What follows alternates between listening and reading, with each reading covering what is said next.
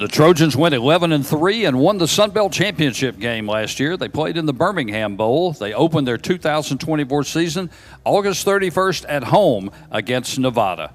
Represented today by head coach Gerad Parker and our student athletes, Eli Russ, a junior offensive lineman from Ardmore, Oklahoma, and Jordan Stringer, a junior linebacker from Augusta, Georgia. We'll begin with opening remarks from Coach Parker, and then we'll take questions for Coach and the student athletes. Coach?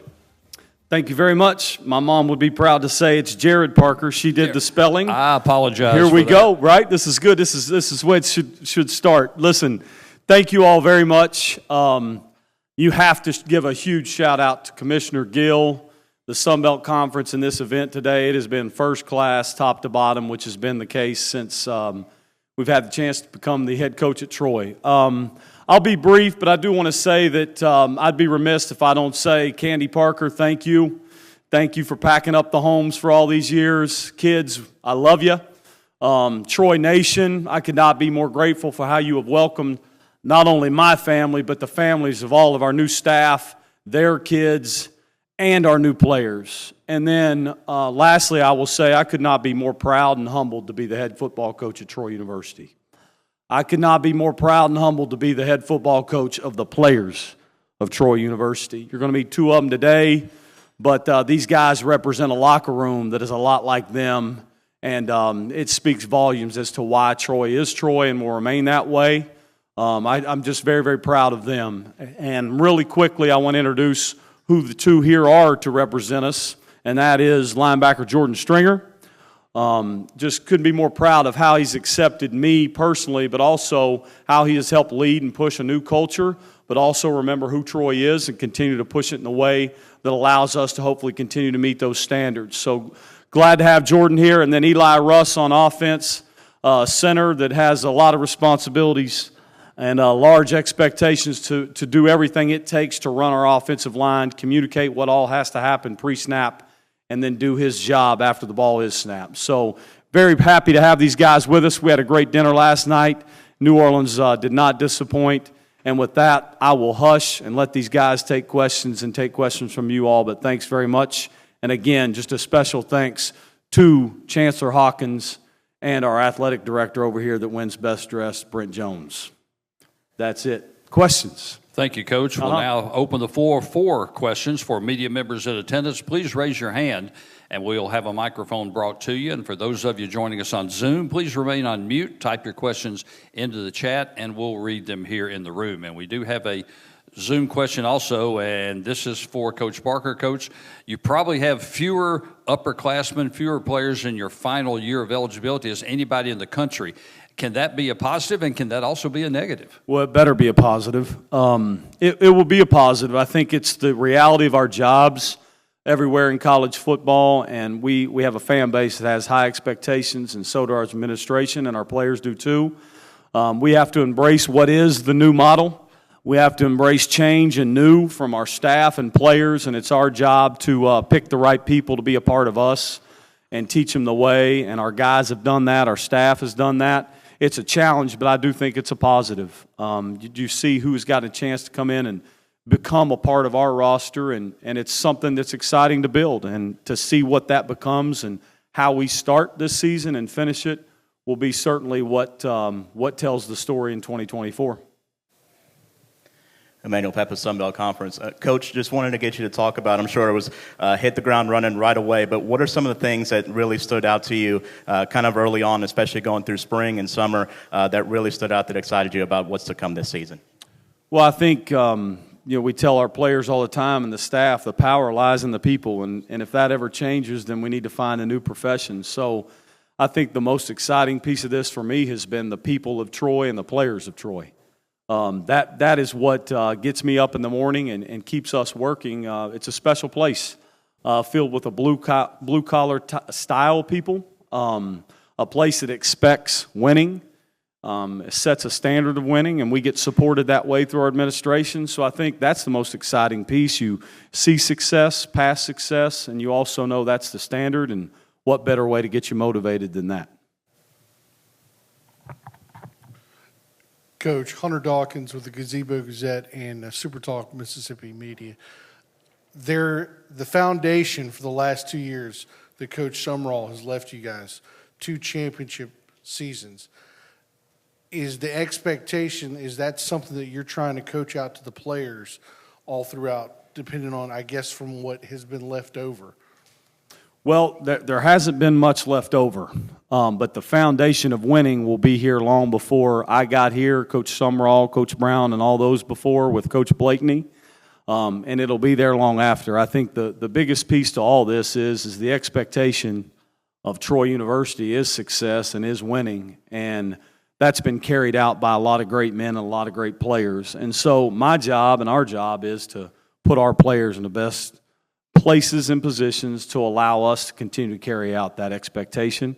That's been done by a bunch of great men, like I said, and a bunch of great players. And I've said in several interviews, I think the best thing we can do to pay tribute to past success through the past great players and great coaches is not to make this about Gerad Parker. This is not about me. It's about our players and our staff. And I think if you set expectations and just allow everybody to do their jobs and do them to the best of their abilities, because that's what they've been hired to do, it empowers the entire building. So we're not going to change things from what Coach Summerall did just to say, hey, let's do this different. We're simply just going to try to do everything of a great culture and just do it a little bit better. And I think that's really the best path for all of us. I know John well. I have a personal relationship with he and his wife, and knew him a long time ago, and of course the same to Neil Brown. And I know the job they've done. I know the men they are. And the best way we can pay tribute to past people that have done this job is to continue to find ways to do it better and pay complete honor to the players on the roster that go do it on game day. I'm Terry with KTSW Sports. This question is posed to you, Coach, and as well as Jordan, since you're a defensive player. But the Troy Trojans defense has been a thing of beauty, just to say, for the last couple of seasons or so. How difficult will it be to keep that continuity, especially maybe with a new coaching staff? I know you were just saying in the previous question, with the difference of coaching staff, stuff might not change, but still. Yep, I'll let Jordan go first. The only thing I can say is just we got new personnels. That's about it. The defense is probably going to be the same still. The defense, it's an effort thing. It's a mind thing. So it's like it don't matter who's out there or which players are out there. It's about how you execute and how hard you go. You can make up for a lot of stuff on defense just by playing hard. So I feel like the foundation of defense is just ingrained at Troy. It's not like this player or this coach. It's just that's the thing at Troy. We got the best defense, and that's going to continue to happen no matter what staff is here and what players are here. That's just how it is at Troy. Yeah, I would piggyback and just simply say hearing him talk about it would breed confidence. There's an expectation in our locker room to play great defense. There's enough of the guys left that understand the expectation. Our staff understands it, and for us to get where we want to go and continue what Troy is, we'll have to meet the expectation this year as well on defense, and we believe in our staff and players to get us there. We've got a Zoom question from John Johnson from the Dothan Eagle. This is for Eli. What are the key differences in the schemes under Sean Reagan as opposed to what Coach Joe Craddock ran? And how much progress do you feel like the offense made in learning the changes during the spring? Every coach does everything different. It's learning a new offense. They've done a really good job of coaching it. They've done a really good job of telling us the goals that we need to achieve this season. Coach Parker to Coach Reagan to Coach Carbine and everybody in between has done a great job. We're finally starting to melt together.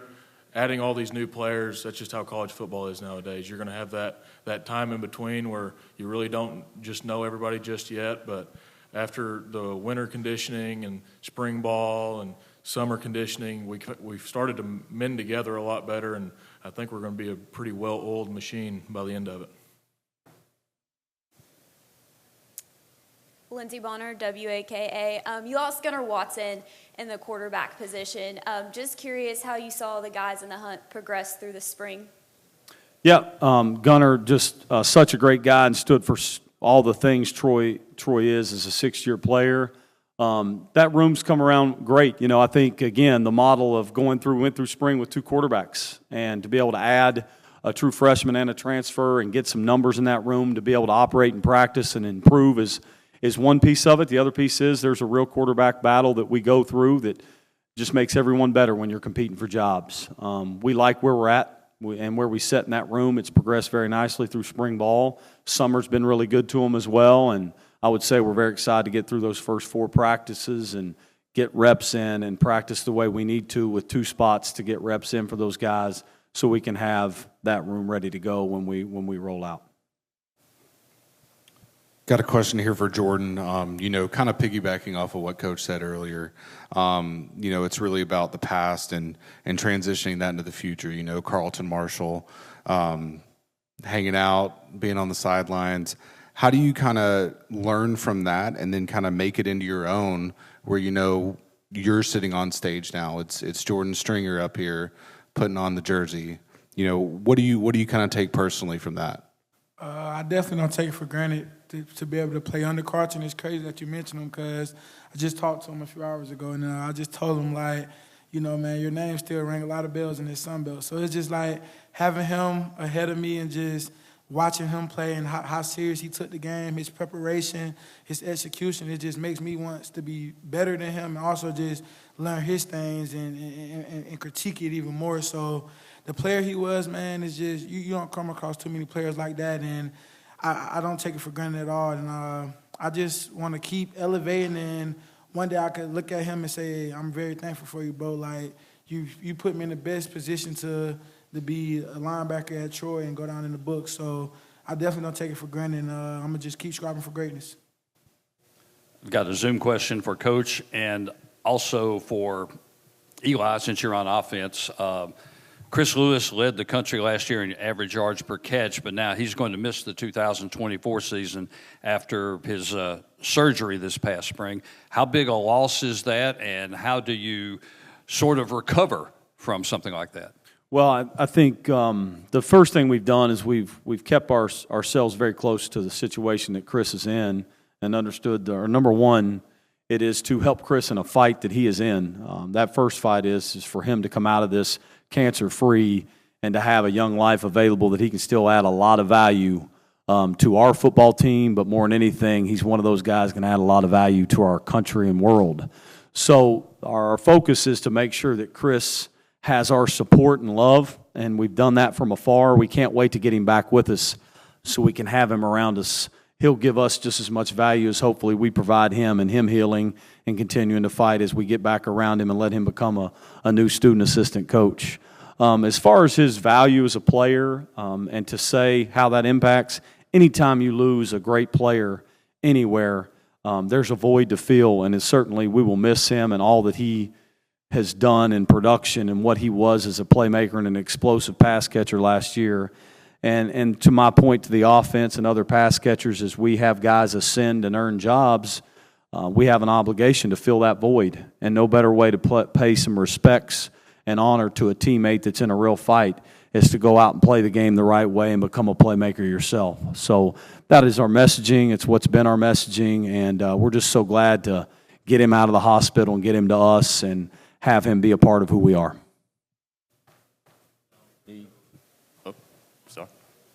Dominic Crusoto, College Football Dogs and Sunbelt Syndicate.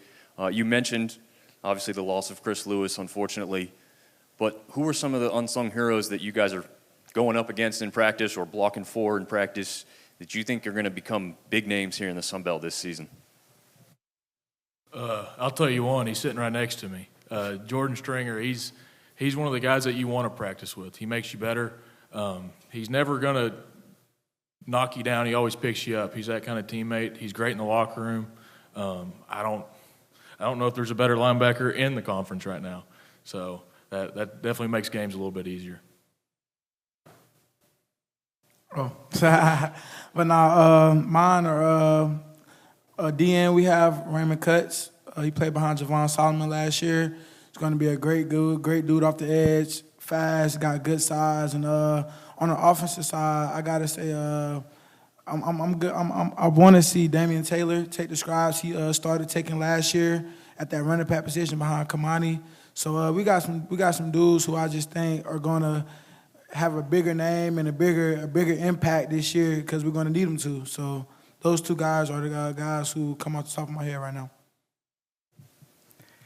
Tomato peppers. That was actually going to lead into my next question. I was going to ask you, Coach, and Eli as well, about Damian, and of course, with him returning, he was the second leading rusher last year. What do you look forward to as far as him taking those next steps and overall kind of evaluating that running back room as well? Sure. The void has to be filled again, like we talked about the receiver position. Same at the running back position when you have to follow up losing a great player that's now an NFL player in Kamani. And DT, Damian Taylor, is one of those options.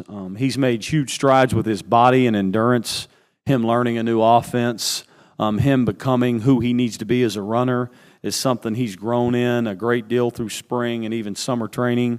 We expect a huge step from him, along with that running back room. There's new faces, new names that we are not familiar with in this room yet. But we expect, and I expect, a room of playmakers and names that will come up during the middle of this season that you all will be very familiar with by the end of it that will fill those voids. And I'm excited to see them ascend. A Zoom question for Coach and both Jordan and Eli. It's a cliche question, but is there any pressure in being picked first in the preseason poll? Go ahead, gentlemen. You go first. My thing is, I don't want to be picked first. I like that underdog mentality. I like people counting against us most of the year. I think if you get picked first, you kind of slow down and say, I've already made it. And that's not Troy. We've never made it. We always want to get better, and that's just how it is. It goes back to what Eli just said. Like, since I've been here, we've never been picked one. So it's like that underdog mentality, and it makes the locker room even more hungry. And then when you got guys like Russ and Daniel King on the other side who are leading the offense, it makes me want to do an even better job on defense and pull those guys along like, hey, we got to go get it. Like, they don't have faith in us. But, I mean, we all we need. We live by this creed, the truth, the work, the result. And right now we're in those stages of the truth and the work, and the result will come later, and y'all will see.